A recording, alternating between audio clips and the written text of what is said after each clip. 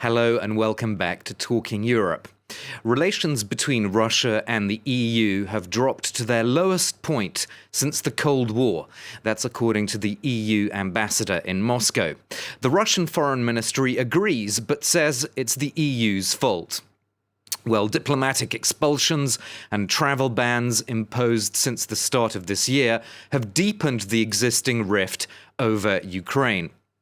To give their perspectives on this crisis between Brussels and Moscow, I'm joined by two MEPs. Helmut Scholz is a member of the Left group in the European Parliament and a member of Die Linke, the Left party in Germany. Petras Auštrevičius is a Lithuanian MEP and a member of the centrist Renew Europe group in the European Parliament. Gentlemen, thank you so much for being my guest on Talking Europe today. Helmut Scholz, if I could start with you. When Russia blames the EU for this low in relations, I would think you're probably somewhat sympathetic to that point of view. I mean, we are really at the lowest point in the relationship, and a lot of people are reminding to the times of the Cold War when we had survived and lived through the confrontation and the confrontation line between East and Western Europe. I think here is a mutual responsibility.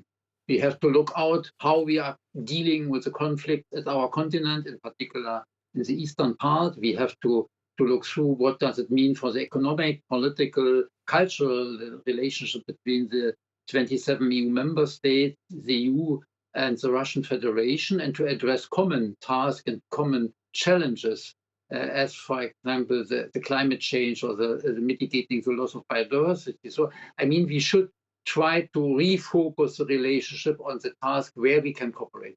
But your party in Germany, for example, its position paper on Russia, the parliamentary party in the German parliament, it seems to lay the blame on the current situation with the West.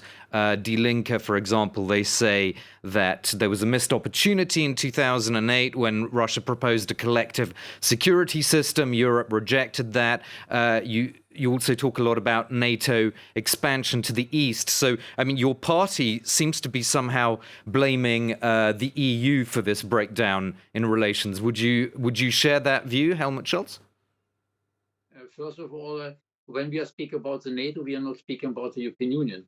The question is how we are dealing with the problems at the table. So if we are imposing each other sanctions and the spiral of confrontation is continued, we will not be able to overcome this very complicated situation where we are in. So, and therefore, I would say, yes, we have to say clearly, human rights, political rights, social rights must be implemented. That must be implemented by both partners in this case of relations, but that means also to find ways to discuss. And we have for 6.5 years no direct dialogue with our colleagues from the Duma.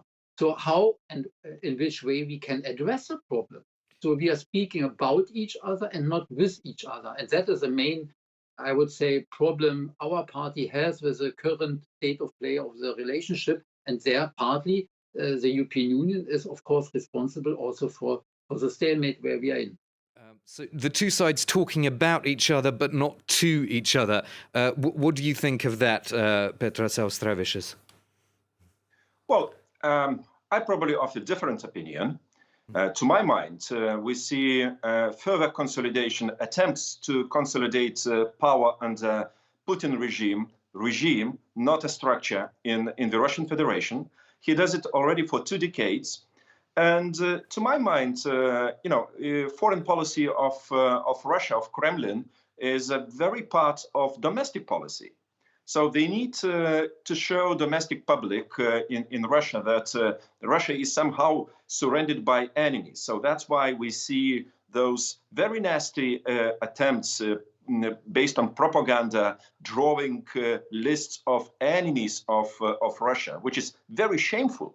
I mean, it's I can't explain this. So that's why I see foreign policy You're talking as a about the list continuation of domestic. unfriendly countries, I think is the term, isn't it, that's being used? Unfriendly, indeed, unfriendly countries. But, I mean, usually civilized countries are talking about lists of friends, of partners, not indeed concentrating their attention towards unfriendly countries and on what this list is based. I think we see Russia as challenging liberal democratic system of the West. It doesn't like it, being applied in Russia because, otherwise Putin regime would have to, accept political competition domestically. And now what we see as the very final, legislative decisions in Russia are as they try to describe opposition, being in opposition, playing a role of opposition almost as a criminal crime. So it's simply, unacceptable. So you're saying essentially Helmut Scholz is saying, that essentially the two sides have to talk to each other. You seem to be saying there's not really anything to talk about at the moment. Well, very little, I would say. So we disagree on basic things, on fundamental human rights.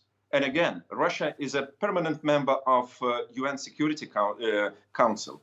It's bound, to international agreements. And according to the latest Russian constitutional amendments, they deny the primacy of international law. So, we have to agree, first of all, what should be on agenda, but Russia itself deleting point after point of possible partnership. Helmut Scholz, what do you think of that? Any possible points left in any kind of partnership? There are a lot of points we should address in our partnership. The problem is, and let's be very frank, that for years already we are going into different directions to address these points. So let's take, for example, the energy cooperation, the gas distribution, etc. So somebody is saying in the European Union, and maybe even in a broader understanding in the transatlantic relationship even, that is increasing the dependence of the West from the Russian Federation. But in the past, never have been the case. And even in the Cold War mentioned in the beginning, it hasn't been the case. The question is how it comes to the reality of reshaping the cooperation or the relationship, at least, with the Russian Federation to address such problems. And I don't see for the momentum the readiness, at least in the European Parliament, but of course in a lot of member states on the parliamentarian level as well, that we are changing the attitude, the focus of the relationship. We are continuing the confrontation line, and by that missing the chance and the option to readdress the relationship. Since you mentioned energy cooperation, Helmut Scholz, I assume you support Nord Stream 2. You think that's a positive thing? First of all, it was agreed long before. The gas proliferation from Russia to the West goes through Nord Stream 2 is just one example of economic cooperation. From an environmental aspect, I'm a big questioner about the sense of this pipeline. But as it is just now constructive, why we should not use it? Nobody is complaining about other pipelines through Azerbaijan or through Turkey, etc., where we have also a very complicated state of play of the human rights, the social rights in these countries. And I'm not starting to discuss the question of Turkey, but in a certain relationship, we are avoiding to address a real problem. Petras Auštrevičius, you're actually a major proponent of energy independence, and you've said Lithuania has reaped the benefits of diversifying its energy sources. If you could just say a little bit about that. Well, very much indeed. I think the Baltic countries in general. We are a very good example of demonopolizing, coming for more diversified multi-supply supply of gas. And I can tell you, I mean, until we were dependent on one gas pipeline connecting us and those sites in Russia, we have paid more than twice for the same amount of gas as some our neighbors in the West, I mean, did. So once we got liquid gas station on in our port, so the price level has decreased essentially. Plus, we have now energy or gas supply security. I mean, we simply have a possibility to choose. I mean, looking at the price level and security as well. So that's why it's very healthy for economy and it's good for security. Okay, well, unfortunately, we've run out of time. Obviously, a lot more issues we could talk about, but we've covered a lot of ground. So thank you so much to both of you, Helmut Scholz and Petras Auštrevičius. That's all for this edition of Talking Europe. Join us again very soon. Thank you and goodbye.